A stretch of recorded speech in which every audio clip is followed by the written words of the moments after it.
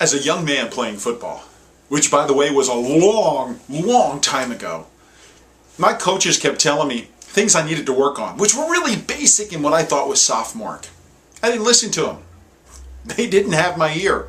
But I did listen to other players and friends who really had no right, and I had no right to listen to them, who were telling me things I should do because I wanted to go pro. I wanted to be a pro football player one time. Maybe every kid, every boy grows up wanting to do it, but I was pretty serious about it and was playing at a pretty high level. I didn't listen to my coaches. They didn't have my ear.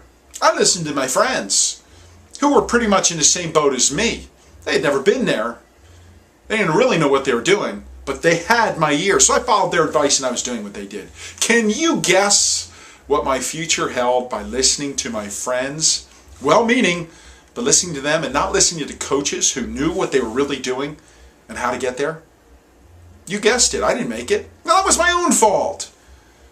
But my coaches didn't have my ear. I wasn't listening to them. I chose someone else to listen to. And here's my question to you. Today, who has your ear? Do you know the average American is watching almost 4 hours of TV a day? Now that might not sound like a lot, but hold on now. The average American is also putting in over 4 hours a day on the web, whether it's Facebook or online. That's 8 hours a day of listening and watching other people, other things. Who has your ear? What are you listening to and watching? Because here is the brutal truth, and you might not believe me and you might not even like what I have to say, but you and I, we are the sum total today of what we've been listening to and watching in the past.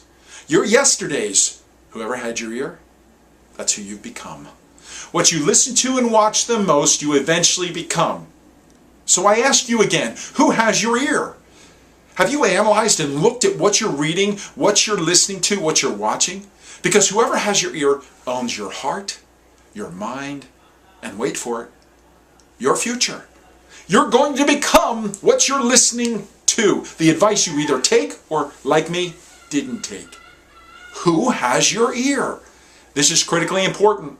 And I don't care how strong you think you are, consciously or subconsciously, those who are inputting to us, those who are watching and listening to, if we do it repetitively enough, we not only learn it, but we start to think about it and it causes habits, our actions.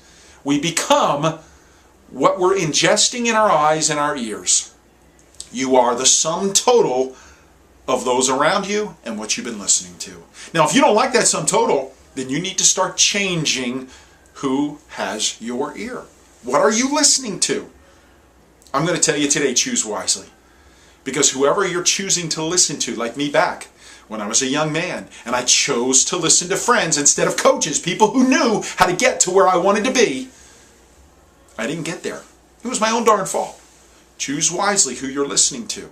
If you want to get somewhere different than you are now, money, relationships, your spiritual life, your physical life, you want to see changes in your body, your mind, your attitude, choose wisely who you're listening to. Because who you're listening to, I guarantee you this, it's affecting you. My name is Ed Carcarey, and I'd love to connect with you at edcarcarey.com. Find your passion. You'll find your life.